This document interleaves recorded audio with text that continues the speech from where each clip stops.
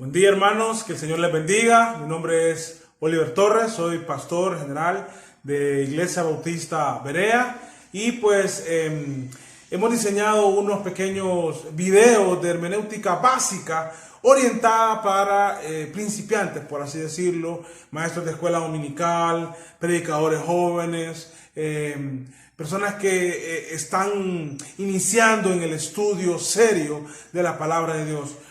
¿Para qué hacemos esto? Para que esto les sirva como un norte.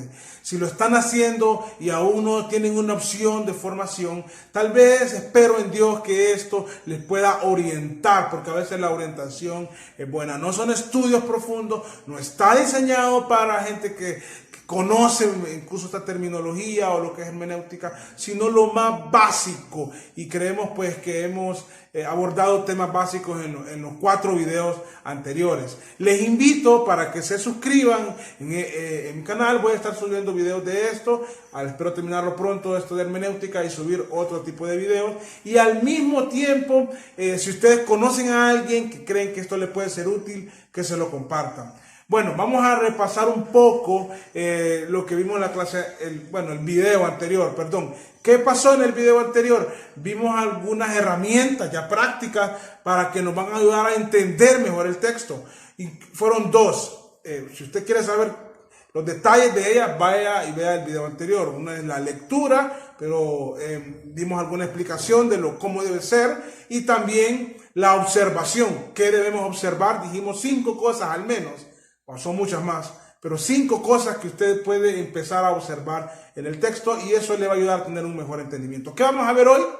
Hoy vamos a dar una advertencia a los que emprendemos la tarea de ir al texto. Es una importante advertencia y la vamos a ejemplificar para que no cometamos algunos errores. Y también vamos a enseñar otra herramienta que usted tiene que investigar y darse la tarea de entenderlo. Bueno, vamos a empezar con la advertencia. No toda la conducta registrada en la palabra de Dios es una conducta adecuada que yo debo imitar. Incluso en los siervos de Dios que está registrado en la palabra de Dios. Esto es importantísimo, porque muchos piensan que todas las conductas registradas en la palabra de Dios de algunas personas son principios y hay que imitarlos, y no es así. Me voy a ir con ejemplos muy, como decir, usted dirá, pues lógico, pero también con ejemplos que usted dirá, bueno, no sabía. Bueno, por ejemplo, un ejemplo lógico es Judas, el Iscariote, traicionó a Cristo. Bueno, esa conducta no lo debemos imitar, porque la Biblia solo nos lo está registrando que pasó. Bueno, pero busquemos otro ejemplo. Abraham, el padre de la fe. ¿Qué conductas tuvo que yo no debo de imitar? Bueno, él mintió en 2 ocasiones. Lógicamente esa mentira no iba a impedir el plan perfecto de Dios, pero solo por eso yo debo mentir en algunas ocasiones. La Biblia no está enseñando eso en esos relatos de Génesis. Y Jacob que era un tramposo, y así hizo crecer su ganado, y así logró su primogenitura. No será correcto eso. Pues no es correcto eso. Dios no está revelando en su palabra esos acontecimientos para que imitemos esa conducta. Tenemos que tener mucho cuidado. Por ejemplo, la conducta de David con la esposa de Urías. Cuidado, hermanos, cuidado. Y también, por ejemplo, el apóstol Pedro. Hubo una ocasión, el apóstol Pedro, que él, pues ya la iglesia estaba creciendo, habían judíos, gentiles, entonces él estaba con los gentiles, comía con los gentiles, pero se retraía cuando miraba a los judíos y actuaba hipócritamente. Y entonces Pablo lo exhortó, de hecho, porque era una conducta inapropiada de un siervo de Dios. Entonces, la conducta apropiada que sí debemos de imitar y perfecta es la de Cristo, el único. Entonces, digo esto como una advertencia. Estudiemos el texto y hay que entender qué conductas debemos de imitar y cuáles no. Entonces, esa es una advertencia importante. Habiendo dicho esto, vamos a pasar a algo más que debemos hacer con el texto para poder entenderlo de manera adecuada. ¿Qué tenemos que hacer? Es un estudio. Tenemos que estudiar y comprender el contexto. Hay varios contextos, contexto histórico, contexto literario y cultural y otro montón de cosas. Voy a poner un ejemplo de contexto, un ejemplo general de contexto en términos generales. Por ejemplo, si yo le digo a usted, ese banco tiene que ser muy fuerte para que resista el peso de mi amigo. Luego le digo, ese banco debe ser muy fuerte para que mi amigo confíe todos sus ahorros en él. Inicié las dos oraciones de la misma manera, usando la palabra banco. ¿Qué le hace entender, qué le hizo entender a usted que en la primera oración yo me refería a un banco de sentarse y en la segunda ocasión a un banco de una institución financiera? ¿Saben qué fue? El contexto de lo que se dijo posterior a la palabra banco en cada oración, porque iniciaron igual las dos. Entonces, el contexto me ayuda a entender mejor el texto. Y bueno, ¿qué debemos de estudiar en el contexto? ¿Qué son las cosas que yo debo de estudiar en el contexto de la palabra de Dios? Bueno, son muchas cosas, hermano, pero en términos generales, lo primero que tenemos que saber cuando vamos a ir a un texto es en qué por así decirlo, ¿no? ¿En qué terreno estamos? ¿Qué estoy interpretando? ¿Narrativa? ¿Poesía? ¿Profecía? ¿Estoy interpretando una epístola, una carta? ¿Estoy interpretando una parábola? ¿Qué estoy interpretando yo en la palabra de Dios? Eso es parte del contexto. O sea, esa porción pertenece a este género literario. Eso me va a ayudar a entenderlo mejor. Además de eso, ¿qué otras cosas importantes, básicas, tenemos que poder identificar en el estudio del contexto? Bueno, tenemos que identificar, de ser posible, en algunos casos no es posible, a quién fue el siervo que Dios usó para escribir esa porción que yo estoy estudiando. Es importante, hermanos. Importantísimo. ¿Quién escribió esto? Filipenses.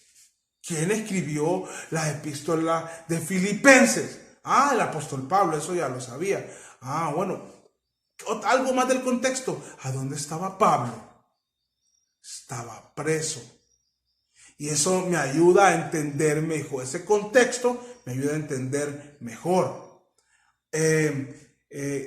También otra cosa es, bueno, ya les dije a quién Dios usó, y también quiénes fueron los que leyeron inicialmente o primariamente esa porción de la palabra de Dios. A quiénes estaba dirigido inicialmente ese texto. Porque eso me va a ayudar a entender, por ejemplo, una fácil, Filemón, la epístola de Filemón. Bueno, pues estaba dirigida inicialmente a Filemón. Bueno, ¿y quién era Filemón? Para entender mejor la epístola de Filemón, tengo que saber quién era Filemón, un hombre que Dios le había dado por su gracia, una capacidad económica alta. Tenía de tal manera que tenía esclavos y en su casa había una iglesia. Y entonces él tenía esclavos y Pablo habla de un esclavo ahí que quiere que lo perdone y que lo reciba. Si yo entiendo quién la escribió, en qué condiciones, quién la recibió y en qué condiciones, quién la leyó por primera vez, yo voy a entender mejor el texto. Entonces, otra cosa importante del contexto, bueno, vamos a ir recapitulando porque son información, es ¿en qué terreno estoy? ¿Qué género literario? Bueno, ¿quién escribió ese texto? ¿A quién iba dirigido o sus lectores primarios? ¿Y con qué propósito? ¿Cuál es el propósito de haber escrito lo que se escribió? Entonces, eso nos ayuda a tener una mejor lectura y un mejor entendimiento. Voy a poner un ejemplo de los evangelios. Los evangelios son 4: Mateo, Marcos, Lucas y Juan. Ok. Bueno, el título de cada evangelio me dice quién fue el escritor y eso no es problema para ninguno de ustedes. Pero ¿a quiénes fue dirigido cada uno de esos evangelios? Eso me va a ayudar a entender mejor el texto. Porque Mateo fue dirigido a personas con un contexto judío. Por eso hay mucho que tiene que ver con la cultura judía en Mateo. ¿Y cuál fue el propósito del escritor? ¿Por qué escribió eso? ¿Qué es lo que quería? ¿Cuál era el objetivo? Demostrar que Jesús es el Mesías profetizado en la ley, en los profetas y en los salmos o los escritos, en el Antiguo Testamento, pues. Entonces, al tener yo estos 3 datos, una lectura de Mateo, créanmelo, va a hacer que yo entienda mejor el texto y luego el estudio de la historia de todo esto, de la cultura judía. Pero Marcos no está dirigido a personas con un trasfondo judío. Marcos está dirigido a personas con un trasfondo más romano. Entonces eso cuando yo leo me ayuda a entender. Y todavía si yo digo, bueno, ¿y cuál era el propósito principal de Marcos? ¿Qué quiere demostrar de Cristo? Que es el siervo sufriente. Y hay unas peculiaridades muy lindas del libro de Marcos. El siervo sufriente que vino a buscar y a salvar lo que se había perdido. El Salvador. Ese es Marcos. ¿Y Lucas? Lucas no le escribió a gente con un trasfondo judío como Mateo. Tampoco, sí le escribió a gentiles, pero no a gentiles con un trasfondo romano como Marcos, sino que en alguna manera, algunos dirán, Lucas le escribió a Teófilo, sí, pero creemos que es un poco más amplio esa audiencia, y son personas con un gentiles, pero creemos que con un trasfondo más griego. ¿Y cuál es el propósito de Lucas?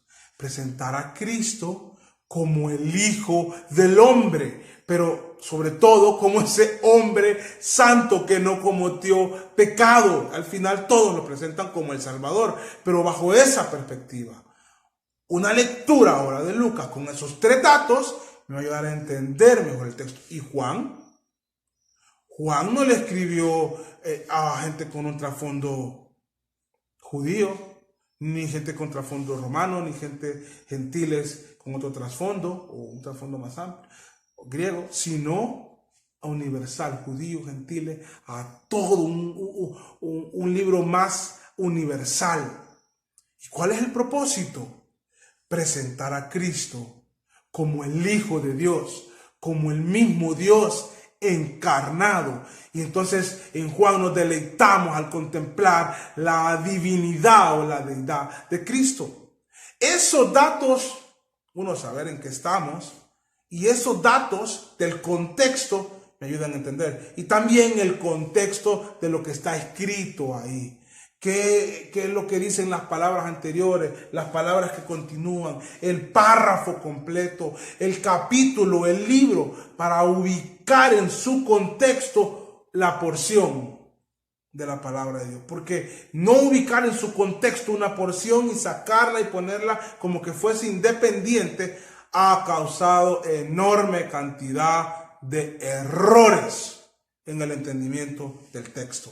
Usted no quiere cometer errores, yo tampoco. Tenemos que depender mucho de Dios, de su Espíritu Santo en oración, pedirle iluminación, pero aplicar estos consejos, de estudiar el contexto. Eso en términos generales, es mucho más lo que realmente estudian aquellos grandes intérpretes de la palabra de Dios. Pero espero que esto les sirva. Yo creo que a mí hace unos 20 años me hubiera servido mucho y espero que haya jóvenes que esto les sirva y que Dios les dé un corazón humilde para entender su palabra y que sepan que pueden aprender del más erudito como de alguien no tan erudito, que pueden aprender de alguien que tiene más conocimiento que ustedes como alguien que tiene menos conocimiento que ustedes. Eso es esencial para alguien que va a tener un corazón para entender la Biblia y para exponer la Biblia. Que el Señor les bendiga, hermanos. Un gusto, 1 o 2 videos más de este tema y luego seguiremos con otros temas. Que el Señor les bendiga. Espero que se suscriban, espero que le den like y que comenten sus preguntas, sus comentarios. Para mí, ahí en YouTube son muy importantes para yo poder también ir creciendo en esto nuevo para mí. Un fuerte abrazo y que el Señor les bendiga.